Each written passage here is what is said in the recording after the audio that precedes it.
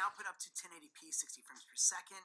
And I love the out source on here. This is really cool. So with your HDMI output, you can set it to be the program out, or you can even select like all of the windows, or you can select it to be just the preview or any one of the HDMI sources, or you can set that for your streaming or recording. I have this on multi-view now so that you can see all of these angles right now, and I could set that, even while I'm recording, I could set that to just a program out. Watch, check this out.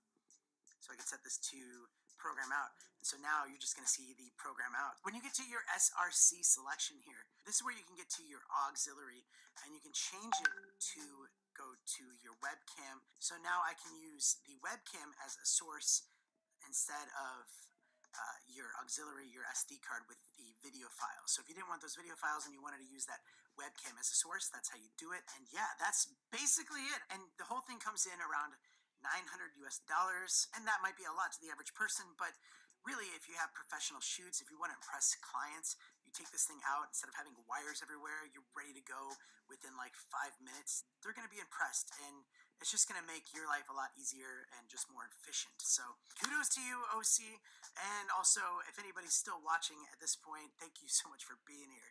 There's a lot more cool gear coming to this channel, so make sure you stay tuned, and yeah, see you next time. Bye. Can we call you Uncle Blackie? Oh.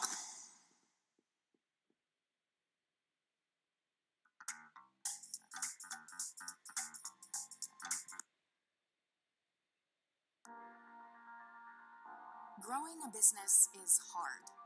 Growing a global business is even harder. Getting paid into your bank account shouldn't be. It's finally here. Verto Global Accounts for businesses. I did an overview and review and demonstration of this, the OC Go Stream Deck. It is a small HDMI switcher, of which there are many, many on the market now, each with their own pros and cons. And I rather like this unit. It's quite powerful. However, there have been some updates. We're going to divide this into two sections. Firstly, talking about some firmware matters, and then secondly, a new bundle deal they are doing with this. First of all, on the firmware front, they have now released the NDI update. Now, when I initially looked at it, I was under the impression that NDI was included in the original functionality. That turned out not to be true. It is a paid upgrade, and it costs, I think, about $70 US, presumably something to do with the NDI licensing fees from NewTek, and OC presumably thinking not everyone will want this, so we'll bundle the original unit without it for price X, and then if people who want it, they can buy it as an extra add-on. And what you do is you go to their website, you have to give them the serial number of your GoStream deck, and then they send you a license key which is tailored to that specific deck, and you just put it on an SD card, put it in the device, and it reads it, and bingo, you've got NDI.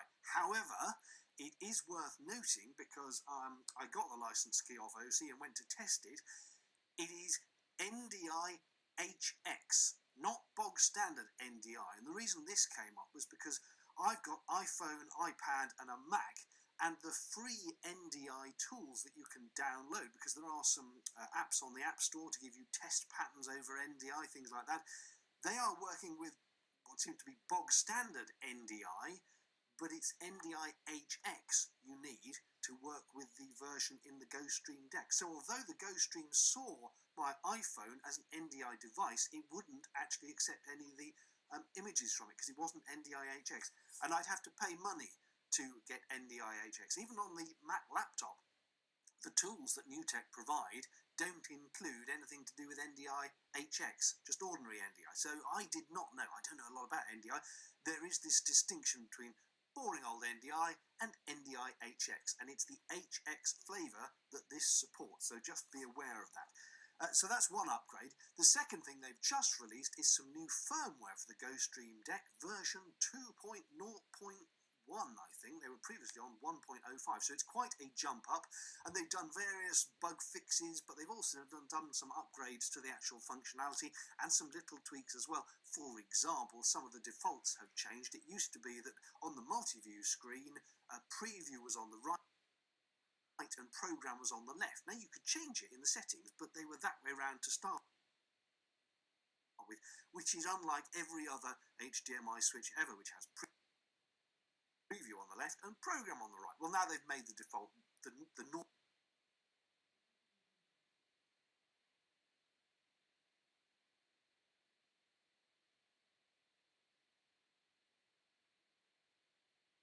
normal way round, for want of a better phrase. And there are various other